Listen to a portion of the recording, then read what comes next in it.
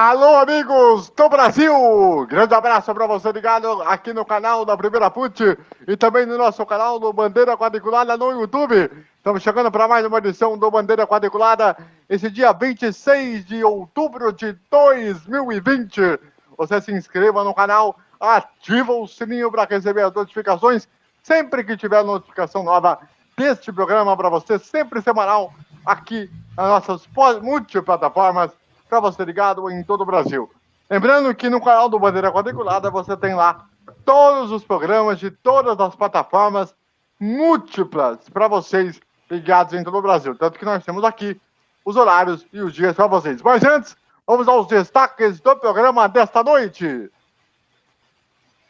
Nós tivemos a MotoGP, etapa de Alcaniz, em Aragão, em que a briga pelo campeonato continua insana com o Mir da liderança do campeonato. Na Fórmula Indy tivemos o título de Scott Dixon, mais o sexto dele na vitória do Joseph Newgarden, que acabou sendo o vice-campeão da temporada. No Grande Prêmio de Portugal de Fórmula 1, deu a lógica, né? E a história acabou sendo escrita. Lewis Hamilton vence e conquista a vitória de número 92 da carreira e se torna o maior vencedor da história da categoria. E até, vou falar no programa, tem um piloto da Fórmula 1 que disse que acredita que Hamilton pode ultrapassar a marca de 100 vitórias. É uma questão que a gente vai falar nesse programa de hoje. E claro, conto com a sua participação aí no nosso canal no YouTube e também nos nossos comentários ao lado, para que você pode participar conosco, interagir e usufruir deste programa de hoje, que está aqui o nosso querido Eduardo Couto, que está para cá, quer dizer, para cá, e o nosso querido César Augusto, que está aqui também para esse programa desta semana.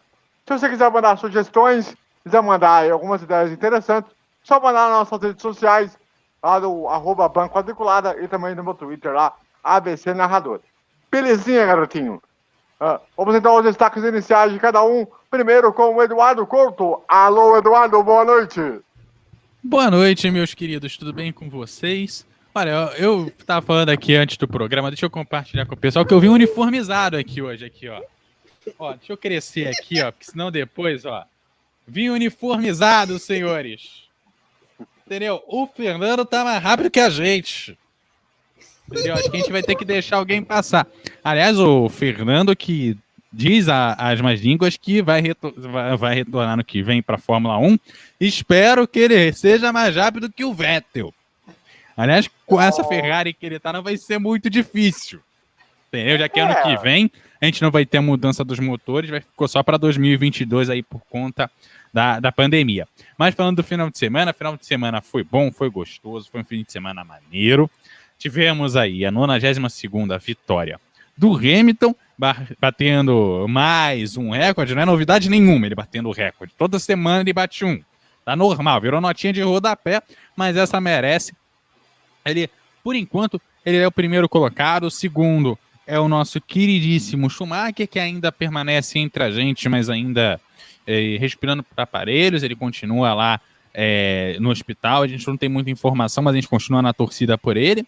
Passou o Prost, o Prost e o Senna, que tá lá. O Senna que tem menos da metade aí das vitórias aí do pessoal, apesar de estar aí na quarta colocação, tem só 41 vitórias. O Prost, se eu não me engano, tem 51 e 91. O Vettel tem 53.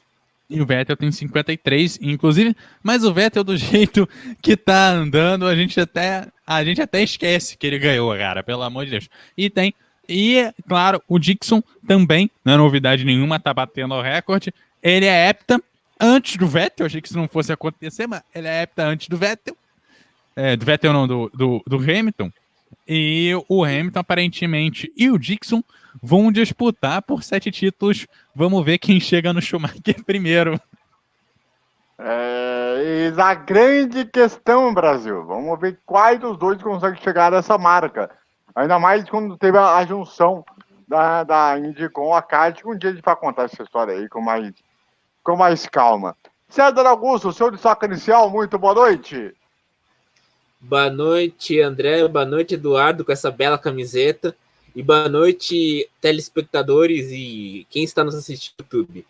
Meu destaque é: se vocês acham que Dixon ganhou 6 títulos, é que vocês não viram o Scott McCallum indo pra porrada em São Petersburgo. Eu quero esse garoto indo correndo em oval. Nada de tanga frouxa que fica querendo não correr em oval. Tem que correr em oval, meu filho. Aliás, eu vou falar um negócio para vocês. Daqui a pouco nós vamos explicar aqui uma parada, que é a questão da pontuação por carro. Não é por equipe. É um negócio bizarro. Vocês vão entender o porquê já já. Mas antes, vamos então já aproveitar para abrir aí o primeiro assunto do programa, que é a MotoGP, que nós tivemos aí a etapa no circuito. Quer dizer, o grande prêmio foi de Alcariz, mas na verdade acabou sendo em Aragão de novo, né? Tá fazendo um guia Michelin dos circuitos espanhóis. Vai em Jerez, Aragão, Catalunha. Falta só Valência, meu amigo. Exatamente. E nós tivemos aí, deixa eu até pegar aqui os resultados da aliás, pessoal, hoje não teremos a presença de grande Dona Rose aqui entre nós. Temos que a gente tomou essa precaução, a Dona Rose não está aqui entre nós, né André? Exatamente. Você falou com a Dona Rose hoje, né? Não, ainda bem que não está aqui. Ainda bem que está aqui. Agora ela já sabe como é o cenário do programa, né? Mas beleza. Deixa eu ver se eu acho aqui a classificação da prova de ontem. Enquanto você acha a classificação, eu vou dar vou tecer o meu comentário. Olha, meu amigo, você te viu o Juan Mir, Franco Morbidelli e Fábio Quartararo, a gente pensava, a gente está sendo testemunha da história. Primeiro campeão inédito na história da MotoGP, desde a era do Marc Marques e do Lourenço, ganhando de 2013 até esse ano. Vamos ter um primeiro campeão inédito, meu caro AVC e Eduardo. Exatamente, né? E é uma nova geração que está pintando aí agora, né? Principalmente pela situação que nós temos aí do Marques, que não está correndo esse ano, né? E o Valentino, que está fora por 2 corridas por conta do Covid-19, né? Que acabou sendo um outro fator, né? De situação, né? Na etapa de ontem, nós tivemos pela Moto 3 a vitória do Raul Mazia com o Amuru Sasaki. Aí, mano. Tinha que ter um nome com um trocadilho, Brasil. Que beleza, hein? É o terceiro lugar, então. O terceiro lugar é maravilhoso. Caíto Toba. Vai, fala! Caíto Toba. Beleza, hein, Brasil? Eita, nós. 2 KTMs, hein? Entre as 3 primeiras posições. O Albert Arenas foi o quarto. Né? Não é brincadeira. As 2 KTM avançando para cima. A KTM melhorou bastante, né, cara? Assim, comparado com o início da década. Melhorou mesmo. Não, e sem contar que a KTM, quando começou com essa nova incursão como equipe de fábrica, ela tinha o Paul Espargaró, era uma vergonha alheia. Agora com o Matt Binder e o Miguel Oliveira, já tem 2 vitórias. Isso é espantoso. Exatamente, né? Tivemos também o Celestino Vietti na 5ª posição, o John McCree em 6º, o Denis Ronicu. Aê, mano! Esse é romeno! Turco, eu conheço. Turco. Então. E outra KTM, faz fronteira, é a mesma região ali. Se tem S1 no final, é romeno ou turco. Você sabe disso. O 8º colocado é o Dennis Binder, da África do Sul, da Green Power. O Ari Ogura foi o 9º colocado com a Honda. Na 10ª posição, o Tony Bruno com a equipe do Rivacol, lá o italiano. Vamos lá, Moto 2 agora. Deixa eu pegar aqui a Moto 2, pegar o resultado da corrida aqui. A Moto 2 nós tivemos o San Antes Luís em primeiro. Se você pegar aí o resultado da Moto 2... Nós tivemos o San Luís em primeiro. O Fábio Giantonio em segundo. O Enea Bastianini em terceiro. O Remy Gardner em quarto. O Jorge Navarro em quinto. O Jorge Martin em sexto. O Jake Dixon em sétimo. Augusto Fernandes em oitavo. O Marcos Martins em nono. E o Johnny Roberts na 10ª colocação.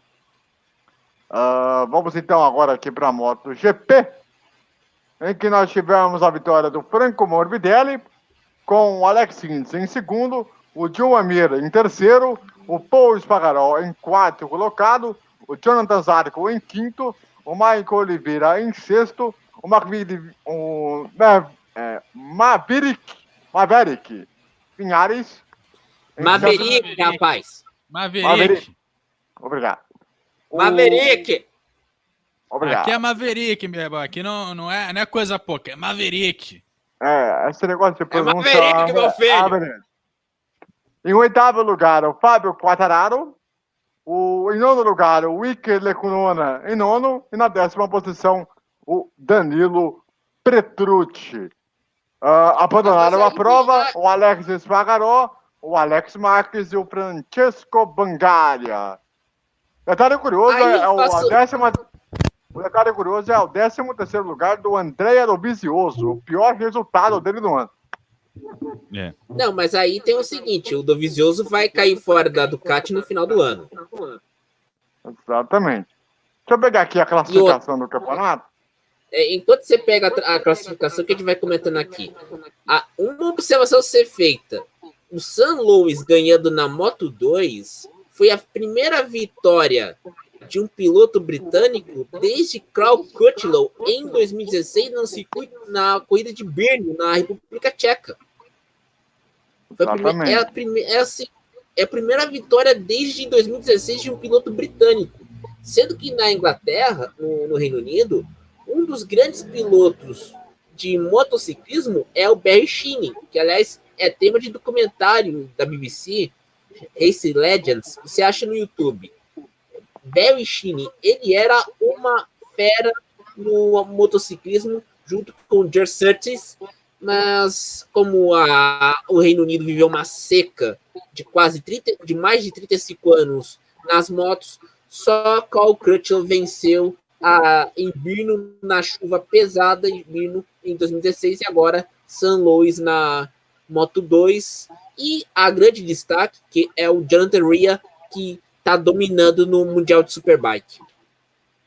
Exatamente. Bom, a classificação do Campeonato da MotoGP, nós temos o Jonathan Mir em primeiro com 137 pontos, o Fábio Quartararo é o segundo com 123, o Vinhares é o terceiro colocado com 118 pontos, o Franco Morbidelli é o quarto colocado com 112, o Andrea Dovizioso é o quinto colocado com 109 pontos, Alex Rins é o sexto colocado com 105, o Takashi Nakagami com 92 pontos, o Paul Espargaró com 90 pontos, o Jack Miller com 82 e o Miguel Oliveira com 79 pontos. Na Moto 2 nós temos o San Luís em primeiro com 178 pontos, o Enea Bastianini com 171 pontos, Luca Marini é o terceiro colocado com 155, o Marco Bezzecchi com 130 pontos com a equipe do Valentino Rossi. O Jorge Martin com 105 pontos, o Remy Gardner com 85, Testuta Nakashima tem 81 pontos, o Joey Roberts tem 80 pontos, o Thomas Luke tem 72 e o Fábio Giantonio com 65.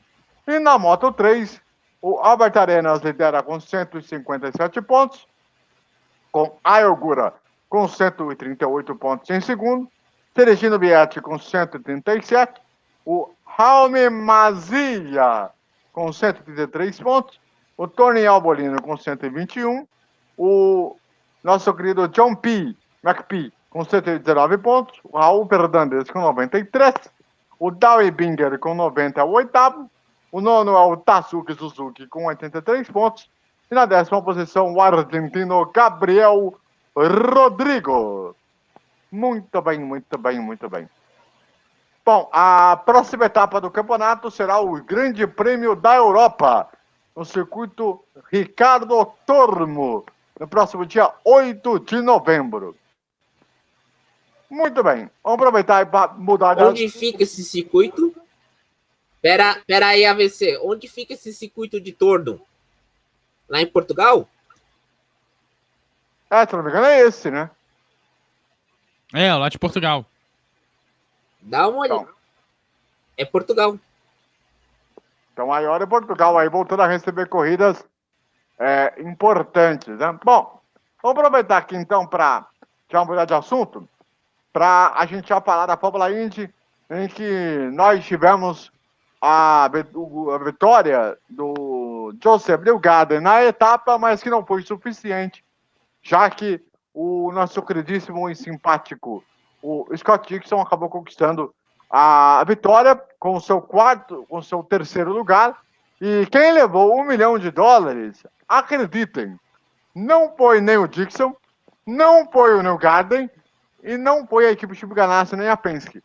Foi o nosso querido Sebastian Bourdais, por causa da quarta posição dele, por ter a equipe que tem o menor orçamento, acabou recebendo $1 milhão por conta da quarta posição. Meu caro Eduardo Couto, deu a lógica em relação a Penske numa corrida que foi muito morna, poucos acontecimentos, é verdade, nenhuma batida, nenhuma grande, manteve bandeira amarela, o único exagero foi o número de voltas. Foram 100 voltas num circuito misto, um circuito que eu não gosto muito, para falar a verdade, é o circuito de São Petersburgo. Mas a Penske acabou dominando de maneira de ponta a ponta, principalmente com a estratégia muito bem feita, e depois a questão do título do Dixon a gente fala já. Mas sobre a prova, meu caro Eduardo. Da prova aquele rolê clássico, né, cara? Cara, a Indy, nesse circuito o circuito de São Petersburgo, né, lá, tem corridas maravilhosas quando dá confusão. Quando não dá confusão, é igual uma corrida de Fórmula 1. O resultado é bem previsível, né? Apesar da Indy, geralmente, em circuito misto, dar umas corridas um pouquinho mais animadas, porque as equipes são um pouquinho mais equilibradas, né? Mas é aquilo, a gente viu a gente viu uma corrida que deu o óbvio, o Sebastian Bourdais chegando em quarto, acho que foi até um resultado melhor do que o previsto, né? Eu acho que ele ficaria ali entre os 10, mas bem mais lá embaixo do que onde ele ficou. E me parece que essa corrida da Indy, ela foi bem parecida em poucos acontecimentos com a primeira da temporada. Vocês vão lembrar que a primeira corrida da temporada, apesar de ter sido num oval, foi a primeira corrida de pandemia, ainda não se tinha testado o componente de pneus, então todo mundo era obrigado a parar no boxe a cada 35 voltas. Se passasse, dava o carro de segurança. Inclusive o carro de segurança entrou por conta disso. Vocês vão lembrar também que foi uma corrida onde toda a parte externa do circuito não podia ser usada, porque o pessoal resolveu fazer tipo um recapeamento, uma limpeza da pista ali, que acabou atrapalhando. Então era melhor você andar por dentro da pista do que por fora, que se fosse lá fora o carro deslizava como se estivesse numa esponja assim, embora. E foi uma corrida que deu poucos acontecimentos. Não digo que foi uma corrida ruim, mas foi uma corrida mais para matar a saudade do que uma corrida movimentada de verdade. A gente teve muitas corridas muito superiores, então acho que as pontas desse campeonato foram muito complicadas. A corrida de ontem, além de tudo, o exagero de voltas, como a própria VC falou, deixa a corrida mais chata. A própria Fórmula 1, às vezes, você tem aqueles circuitos com voltas longas, aí você tem 60 voltas, tem circuito que chega a 70 voltas de 1 minuto e meio, sabe? Às vezes 1,40 de volta. pô, chega ali na volta 50, você fala, isso não vai acabar não, pra mim já deu, o resultado tá óbvio, sabe? Então, corridas onde você tem resultado óbvio, muitas voltas, campeonato praticamente decidido, gera uma corrida que dá uma impressão de talvez ser mais chata do que realmente ela foi também. Realmente, né? O fator desse calendário, eu senti falta de Laguna Seca ter fechado o calendário, né? Mas realmente essa prova de São Petersburgo foi bem decepcionante, para falar a verdade.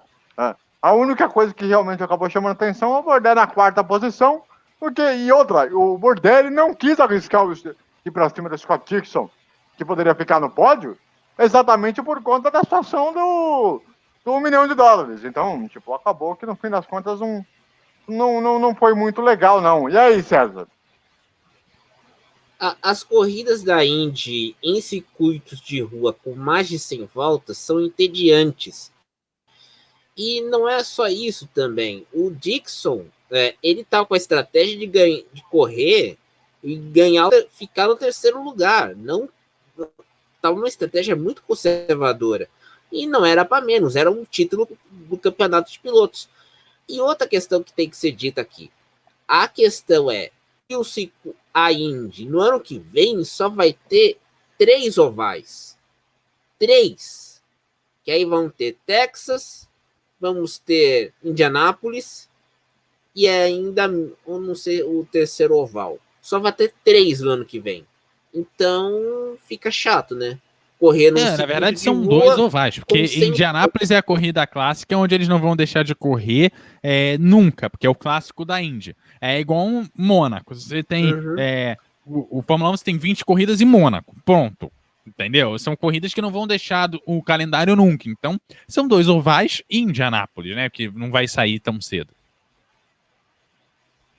Isso também. Eu faria uma outra observação. Essa questão dos circuitos mistos, circuitos de rua, você tem que criar um parâmetro de ou limite de 2 horas, ou você deixar a volta menos uma contagem de 2 dígitos de volta. Ou seja, 60 voltas, 50, porque 100 voltas em St. Petersburg é para você dormir. Literalmente. O Detroit tem 85 voltas, mas 2 corridas por final de semana, se caso tudo voltar ao normal. É rodada dupla. Toronto, que era um circuito bom, é 85. Eu acho que dá para você colocar 70 voltas de boa em Toronto, Detroit, St. Petersburg. E aquela questão de Laguna Seca, nesse ano a Indy só correu na costa leste dos Estados Unidos. Lá na costa do Atlântico. Não deu para correr em Laguna Seca por causa dos custos de logística. Que para quem não sabe, Laguna Seca fica na costa do Pacífico, perto da fronteira com o México. Então, na Califórnia. Então, não deu para correr em Laguna Seca. Quem conseguiu correr em Laguna Seca, vai conseguir correr em Laguna Seca, é a INSA. Só que a INSA tem um custo menor de logística do que a Indy nesse final de semana. Então, teremos Laguna Seca, mas por 2 horas e 40 minutos. Muito bem. E também o que eu acho que falta na Indy, e eu acho que vocês vão concordar, que às vezes eu sinto falta uma limitação de tempo de corrida. Que é uma coisa que eu sinto em categorias dos Estados Unidos, que são categorias que normalmente tem uma quantidade de voltas inflada. Não é que eu quero que a corrida acabe rápido, não. Mas veja, quando você vai para um circuito misto, você vai rodar lá, imagina, 100 voltas, ontem não teve bandeira amarela. Pô, a corrida demorou pra caramba pra acabar, cara. Começou o jogo do Brasileirão das 4 horas, acabou, a corrida não tinha acabado ainda, sabe? A corrida demorou pra terminar, sabe? Se você tem não é só isso, quando você... Pode falar, Eduardo. Não, vai.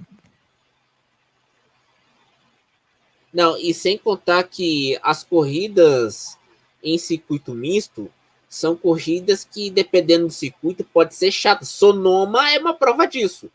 100 voltas em Sonoma era uma sonolência. Sim, e mais do que isso, você põe bandeira amarela. Imagina, se ontem, 100 voltas, que tivesse 2 bandeiras amarelas, pra não dizer que teve muito. Cara, imagina, ia entrar às 7 horas da noite, sabe? Você fala, cara, não quero mais. E Estados Unidos, geralmente, a Índia é colocada para você assistir a corrida da NASCAR depois. Que é outra corrida que você começa a assistir e, meu amigo, você tira o compromisso da agenda, que você não sabe quando que vai acabar. O Não, problema e não maior... é só compromisso da agenda também. Não é só... Pode falar, VC. O problema desse tipo de corrida aí é que o circuito não ajuda muito, o circuito de trabalho e tudo mais. E Laguna Seca é um circuito bem melhor para uma decisão de campeonato. Agora, só para a gente completar, para a gente falar do título do Dixon, Mário que justo, é o piloto que tem sido melhor, é o que tem sido mais regular, mas houve de fato uma reação impressionante do Joseph Newgarden, que ele conseguiu tirar mais de 100 pontos, que parecia muito difícil, e conseguiu levar até a última corrida do campeonato com possibilidades de título. É um dos pilotos, a nova geração que está chegando para botar aí o pé na porta para tentar brigar por título depois que o Scott Dixon se aposentar. Porque é impressionante o final de campeonato que ele teve, principalmente na reta final do campeonato, né, Eduardo? Eu sinto falta de ver na Indy, que aí é uma coisa que eu senti muito esse ano, né?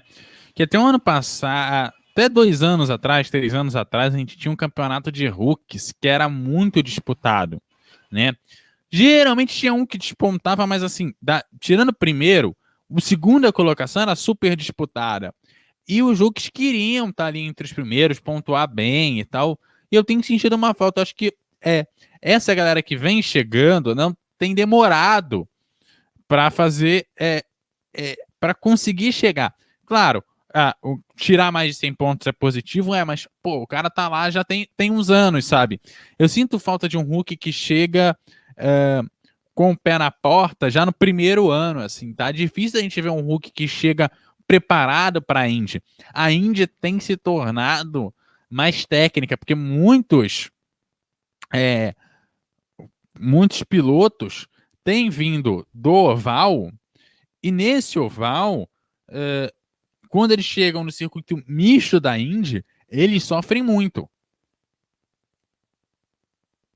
Realmente, né? A Índia ela tem um problema que ela precisa melhorar, como contexto de campeonato, principalmente pelaquilo que o Scott Dixon ele conseguiu fazer durante um campeonato no primeiro turno, que foi a gordura que teve para chegar nessa reta final de campeonato. Acho que isso é que faltou, talvez como grande diferença num campeonato de quase menos de 20 corridas, né? E eu acho que a Indy ela ganharia se ela tivesse uma estrutura de campeonatos individuais, separando algumas coisas que a própria Indy já consegue oferecer sem muitos problemas, como, por exemplo, por que você não faz um prêmio para os ovais, um prêmio para o circuito misto, um prêmio para o circuito de rua, sabe? Que aí você movimentaria um campeonato que o cara ganharia uma tacinha, nem que seja igual a gente tem aí puxando futebol, igual o Campeonato Carioca. O cara tem a Taça Rio, a Taça Guanabara, mas o que vale é o Campeonato Carioca. Você quer ganhar, mas você ganha uma tacinha ali de consolação. Acho que isso valeria e chamaria público para ver, tipo, uns outros campeonatinhos ali que a Indy tem essa proporção e que ela poderia investir nesse marketing. Eu acho que a categoria ganharia público com isso. Porque tem gente que gosta só do oval, mas, pô, o cara que vai muito bem no oval sai de mão abanando. O cara que vai muito bem no misto sai de mão abanando. Sabe? Você precisa ser bom em tudo, claro. Mas eu acho que valeria fazer esse marketing também. Não, e também tem que contar que a equipe do Adcapter tem aquele revezamento de pilotos que são bons no misto, pilotos que são bons no oval. Nesse caso, no oval, quem era chamado pelo Ed Capter era o Tony Kanaan, a Jay Foyt, para correr no oval e tal. E outra... que aí vem a pontuação pro carro, né, cara? Que ainda desmoraliza o campeonato, porque não é bem o piloto que tá lá na frente, é só o carro dele que tá ganhando. Então, isso confunde o público. Lembra do que a gente falava uns anos atrás? Que, pô, a transmissão da Fórmula 1 é complicada, é preciso... Sabe, a transmissão da Fórmula 1 tá virando um vídeo tutorial quase. É meio chato pra gente que já conhece, mas atrai público. Várias pessoas estão passando a acompanhar a Fórmula 1 porque a transmissão tá mais explicada. De fato, a Fórmula 1 ela passa um entendimento muito maior. E a Indy, ela, né, com a Rede Bandeirantes, ela tem feito uma questão muito desleixada disso, né? Apesar de ter feito só as corridas do Band Sports praticamente, acabou sendo decepcionante, porque só tivemos 2 corridas na TV aberta. 2 corridas na TV aberta. Que absurdo é esse? 2 corridas em TV aberta. Mas teve em Indianápolis. É pouco. Pouco para quem você compra o campeonato. Você faz um contrato pouco desse. Por que você quer manter o campeonato pro ano que vem? A Band tem feito contratos pessimamente mal feitos. E a forma como ela tem colocado as suas emissions das corridas tem sido patética.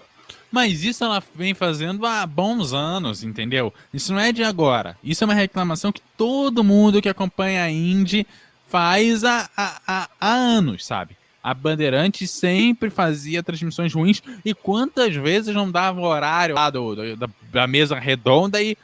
gente, acabou a transmissão, acabou. E não se falava mais da corrida. Sim, por isso que eu até falo.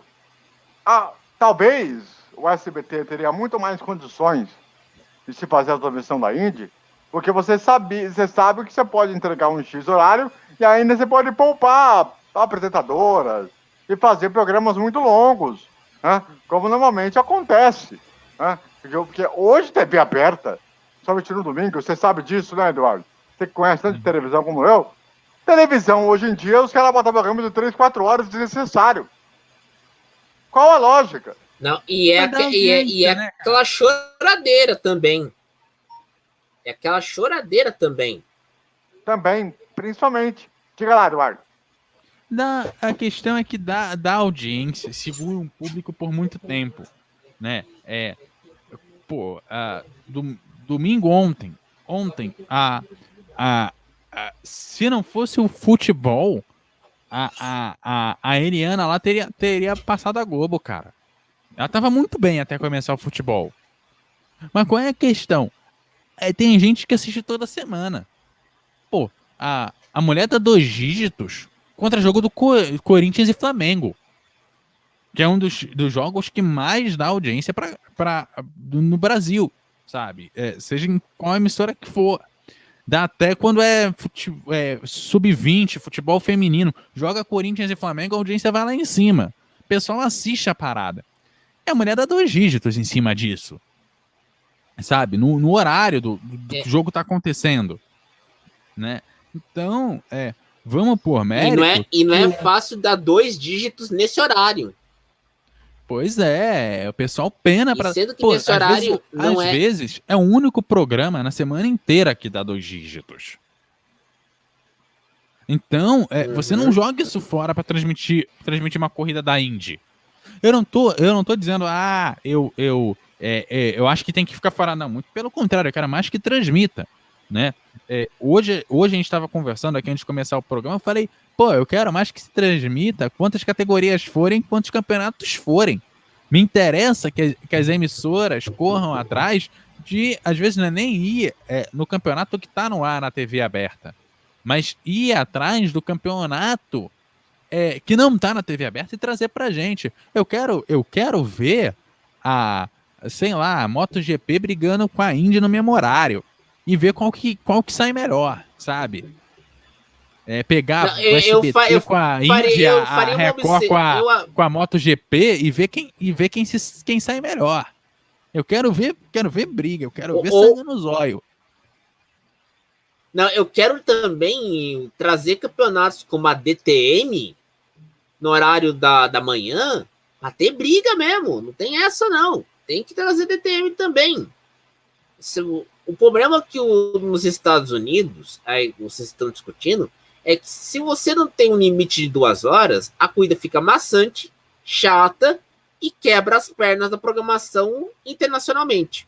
Você vê aqui no Brasil, hoje era para ter corrida da NASCAR e não teve porque teve chuva o dia inteiro no local da prova e foi adiada para amanhã. Então, aí vamos dizer assim, se nos anos 90, aqui no Brasil, a gente via a Indy no SBT, porque lá os caras eram mais profissionais. A kart era mais profissional. A Indy na Bandeirantes, na Manchete também. Aqui no Brasil, você trazer a NASCAR é arriscado, cara. Você sabe que não, você não sabe que hora que começa e você não sabe a hora que termina. Aí, como é que você vai explicar pro teu telespectador que a corrida que, por questão de chuva, vai ser transmitida só no dia seguinte? Sendo que quem quebrou os ovais nos Estados Unidos foi aquela corrida da Fórmula 1 em Austin em 2015, no meio de um furacão. Não é pouca coisa, numa chuvarada. E viram que em Austin, que é um circuito misto, dá para correr sob chuva. Algo que não acontecia, por exemplo, em Portland, Mid-Ohio, nos anos 90. Muito bem. Não, e mais do que isso, cara.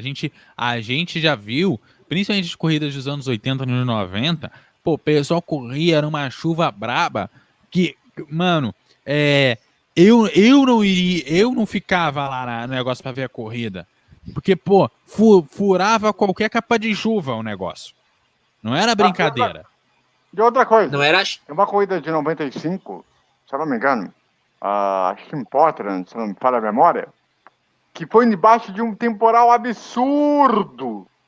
Já quando ocorreu normalmente, com transmissão em TV aberta... Não, em Portland, não.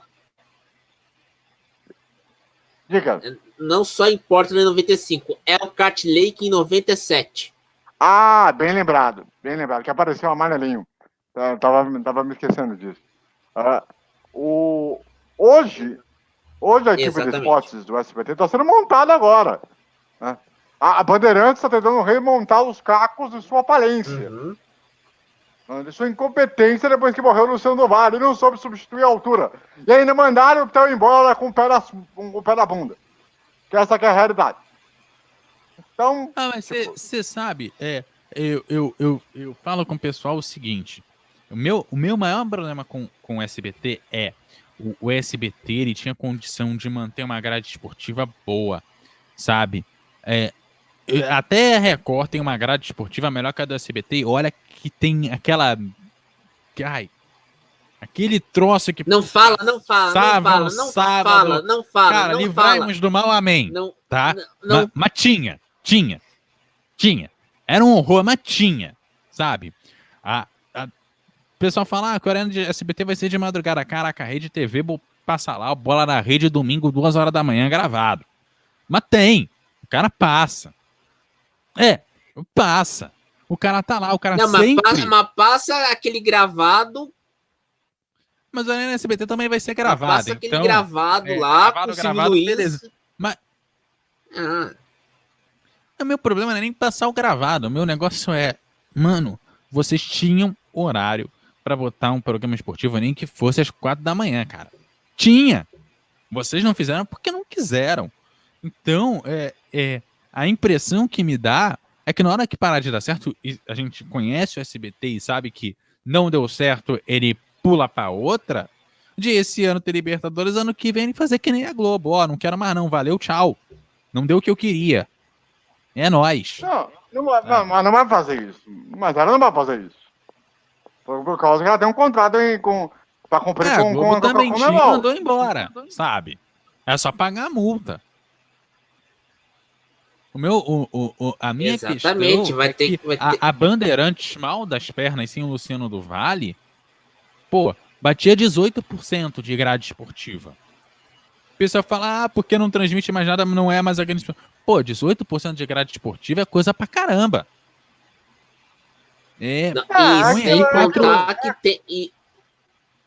Aquilo que eu costumo dizer. Sem contar que a Band tem horário vendido para programação independente e programação religiosa.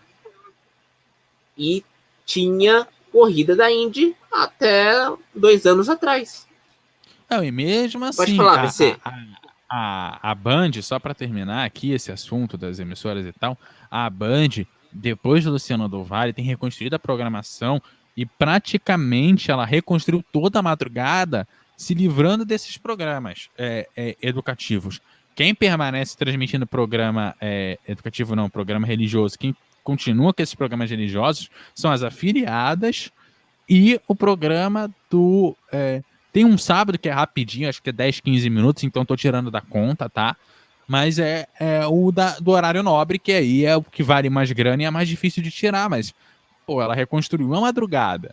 Não ela tá com um caminho bom, tanto é que hoje ela consegue tranquilamente passar compacto quase todo dia dos campeonatos de futebol que ela adquiriu. Então, assim, ela tá retornando e não tá voltando pra brincadeira também, não defendendo, porque eu acho que falta muito caminho. Igual a SBT tem um caminho grande para percorrer, a Band também tem. E ela perde um dos seus principais ativos quando loteia o domingo inteiro pro futebol e perde a Indy, que foi a única modalidade que ficou na Band, mesmo ela mal das pernas. É aquilo, Exatamente. né? O famoso cuspir do prato que comeu. Mas vamos lá, vamos virar o assunto. Vamos falar aqui do Grande Prêmio de Portugal. A vitória do Lewis Hamilton, a vitória número 92 da carreira, que teve como Valtteri Bottas em segundo, e a terceira posição do Max Verstappen, que disse que para ele acredita que Lewis Hamilton deve superar a marca das 100 vitórias da carreira facilmente, principalmente porque ele entende que o Lewis Hamilton ainda tem mais aí uma gordura de carreira para fazer ainda, até porque o Hamilton deve renovar com a equipe Mercedes. A AVC... Pode falar, depois eu complemento.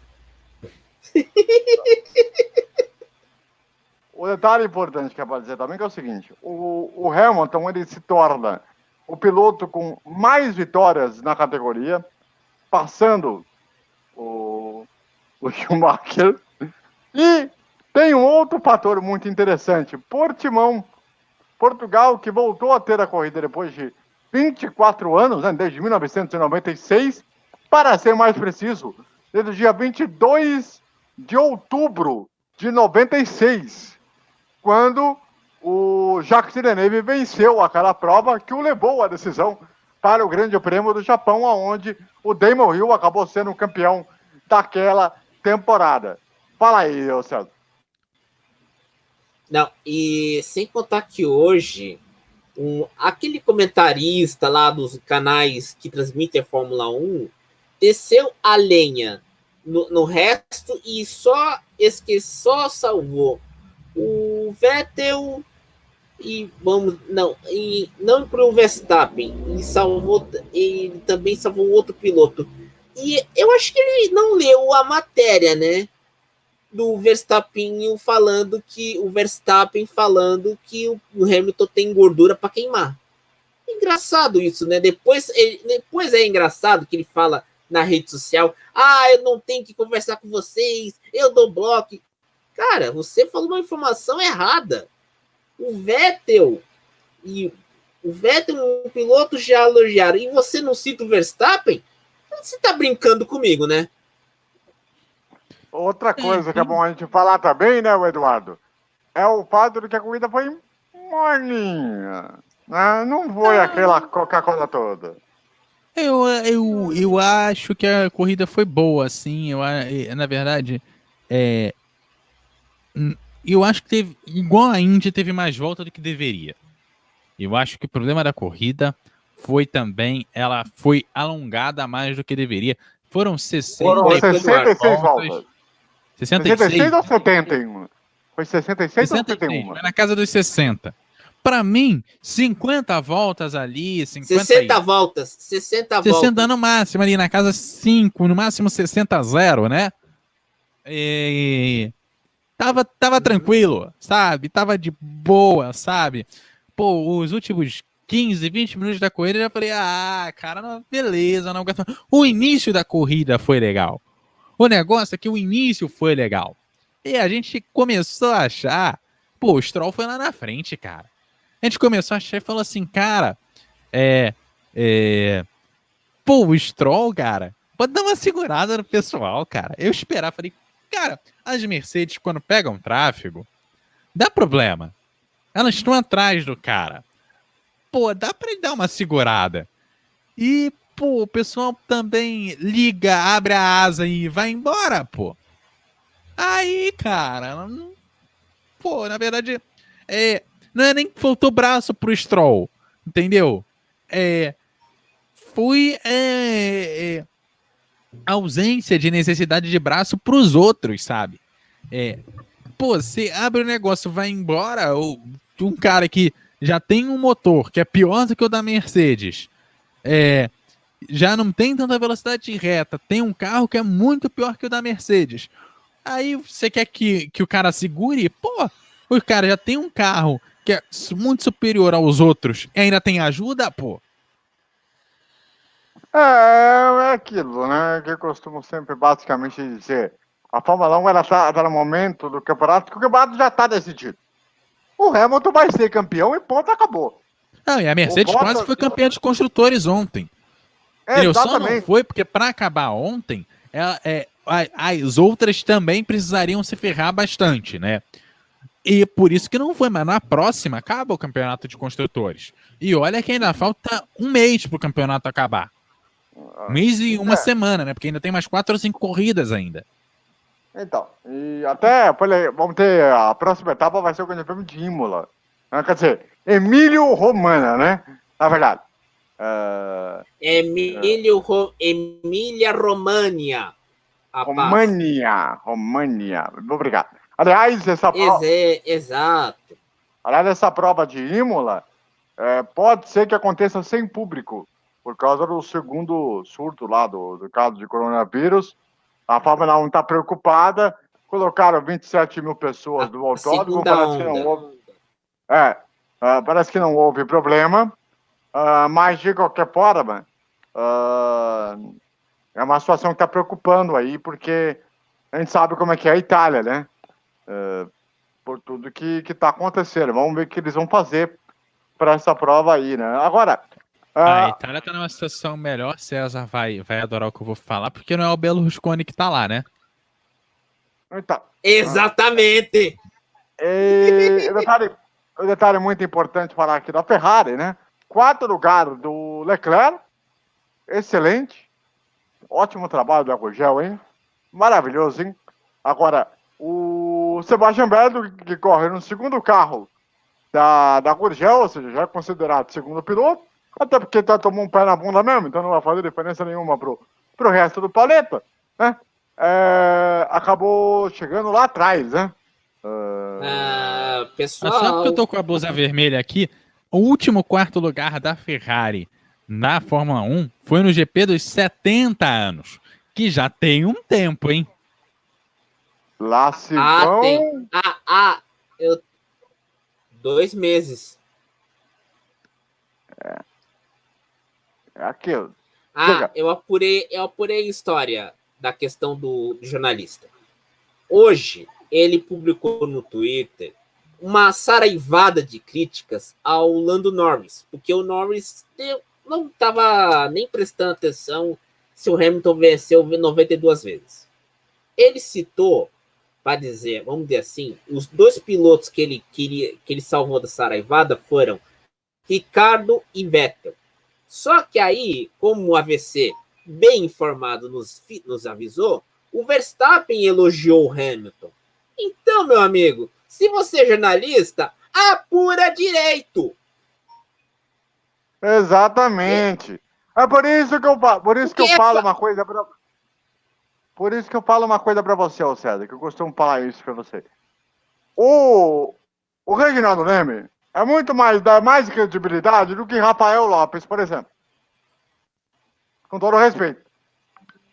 Não, e pior, é que e se cria uma inimizade porque você quer posar de entendido do assunto. Eu desculpe que acabar com a surpresa. É o Rafa Lopes. Chega lá, desce a lenha no Lando Norris. Aí ele cita Vettel e Ricardo. Aí uma hora depois vem um cara e fala: filhão, não é o Vettel e o Ricardo. Inclua também o Verstappen, que elogiou o Hamilton. Ah, vai te catar, cara. E outra Fazem e outra 4 coisa. anos de faculdade pra nada. E outra coisa, o conhecimento dos caras de Fórmula 1 na televisão, no Grupo Globo, o Felipe Japone é mais ou menos, o Burke é razoável, né? O Kleber, a gente sabe que ele é limitado, mas não dá para viver com esses caras pra sempre toda hora, né? Pelo amor de Deus. Tem que passar um facãozinho lá. Sendo que vocês jogam o Reginaldo Leme pra fora, apesar que ele quis sair. E o Lito tá indo muito bem no Parabólica do Terra. Exatamente. Que é outro que pode ser basicamente em qualquer TV aberta desse Brasil. E com um detalhe, as emissoras de TV aberta, em seus jornais tradicionais, estão destacando a categoria. Então tem um detalhe muito importante aí, que mostra o seguinte: todo mundo quer ficar ligado Espera um pouquinho. Todo mundo quer ficar ligado na rede lá, patrônica, lá do mundo global, e quer achar que todo mundo tem que ser o seguinte: beleza, vamos manipular. Quando tudo que a Globo falar, vamos aceitar super de boa. Sendo que o trabalho que a Fórmula 1 tem feito na Globo, neste momento, com os profissionais que estão lá, é muito decepcionante. E aí você tem que ficar tendo maçante de falar, porque a Fórmula 1 é isso, a Fórmula 1 é aquilo. A Fórmula 1 é um espetáculo à parte. É um negócio maravilhoso. Só que tem que ter gente que saiba da coisa. Eu não aguento mais ficar tendo que botar, não, chama o Everaldo para narrar uma coisa para salvar a pata de audiência, pô. Ó, ver gente de, não, porque é o cara de esquerda, não, beleza, vamos vamos falar que o cara é bom. O cara é bom. O cara é ótimo. Precisa de ter essa questão de seletiva de um lado para outro? Onde nós estamos? Não, e não é só isso. A gente tem que ir para o humor. Mas o que acontece muito, e acho que isso que quando você citou o Verstappen, AVC, eu fui no Twitter do Rafa Lopes checar a informação, ver o que aconteceu de fato, para eu não dar a informação errada. Ele citou Vettel e Ricardo, tá bom. Deveria ter citado o Verstappen. E aí desce a lenha no Lando Norris. Cara, o garoto tem 20 anos. Ele faz o que bem entender. Ele não tem que ter alguém dando lição de moral. Cara, não existe uma pessoa no mundo que tem que dar lição de moral no outro. E outra coisa que eu sempre costumo dizer para nossos caras para se colocar é que é o seguinte: nós todos temos que entender o seguinte: se a gente não abrir a porta para outros veículos fazerem a categoria, nós vamos ficar com essa ideia de a Globo é isso, a Globo lidera isso, bota naquilo, bota para um lado, vai para outro. Não, e não é só isso, AVC. A gente tem que elogiar a iniciativa do Sérgio Quintanilha e do Lito, junto com a Alessandra Alves, de criarem um site de automobilismo por terra, o Parabólica. Sim, e sem contar as lives que eles fazem, que são totalmente excelentes, tem um nível de trabalho maravilhoso. Exato. E tem o André Galvão aí, que agora é um excelente repórter lá no SBT, que é um fanático de automobilismo. Cara, que manja muito. Mas muito. Cara, é muito bom o trabalho que faz.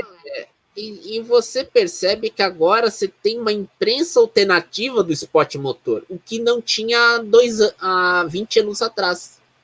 Mas aí não tinha imprensa alternativa 20 anos atrás, no nível que a gente tem hoje também. Não tinha também. O que eu acho que tem que acontecer, e é um negócio que eu cobro muito, eu falo com o pessoal daqui, eu acho que, pra mim, a briga não tem que ser pela Fórmula 1, a briga tem que ser pelo automobilismo. Deixa a Fórmula 1 onde tá, deixa lá, não mexe, traz outra coisa.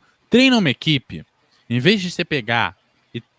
eu tô formando a equipe. A gente mesmo comentou aqui quantas emissoras estão se reconstruindo, refazendo a equipe, pegando a equipe. Pô, por que você não vai treinar o cara numa Copa Petrobras de Marcas, numa Fórmula Truck, numa Stock? Espera um pouquinho, treina o cara. Mostra que a tua equipe sabe fazer um bom trabalho. Depois você vai lá e pega a Fórmula 1. Porque a tua equipe vai estar treinadinha e quando pegar a transmissão do maior campeonato de automobilismo mundial, que ainda é, apesar de você ter outros surgindo e tentando pegar esse posto, a tua equipe vai estar redondinha, vai estar sabendo fazer a parada e vai ter uma transmissão redonda. Você não vai pegar uma transmissão que vai ter uma coisinha que parece que é meio nas coxas, que a equipe ainda está se integrando, que a equipe está sendo montada, que a coisa está sendo reformulada.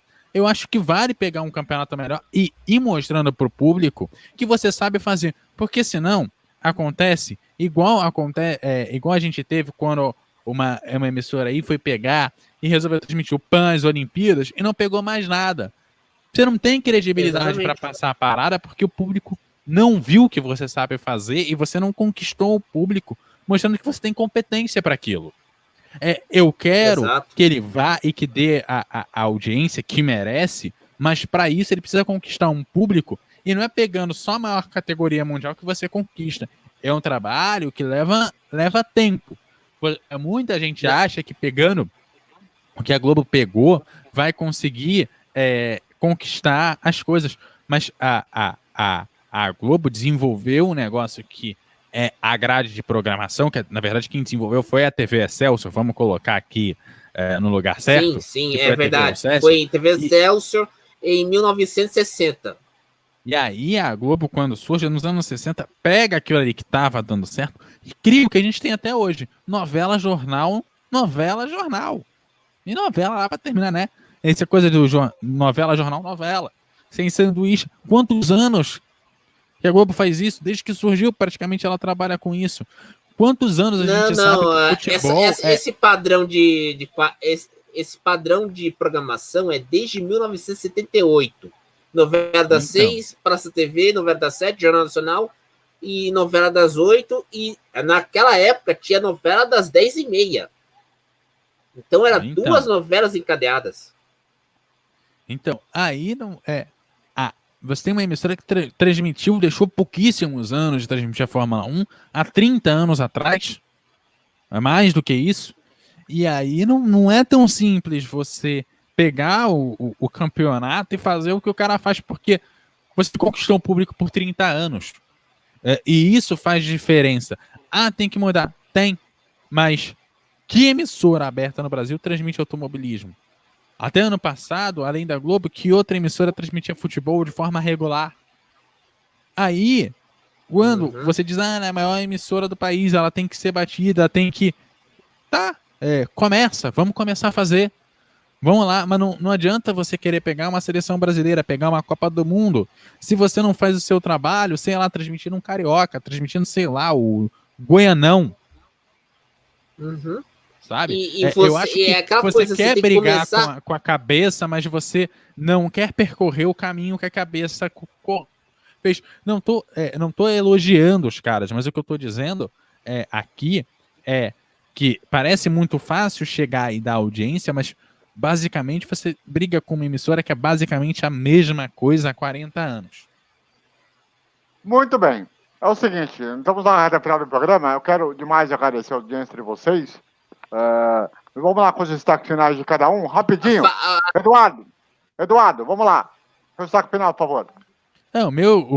O meu destaque final, eu acho que fica meio que para além do Scott Dixon por Hamilton, que basicamente vão ganhar os campeonatos esse ano, que estão na briga pela 7º campeonato, né?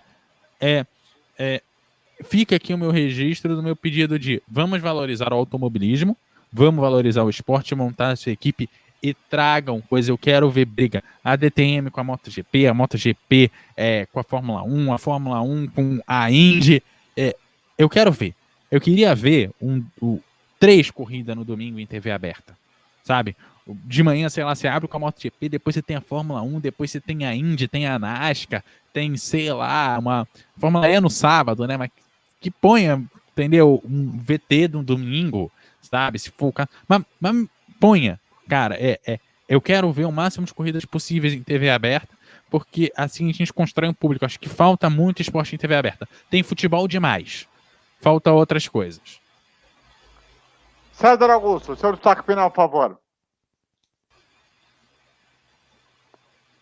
Nosso grande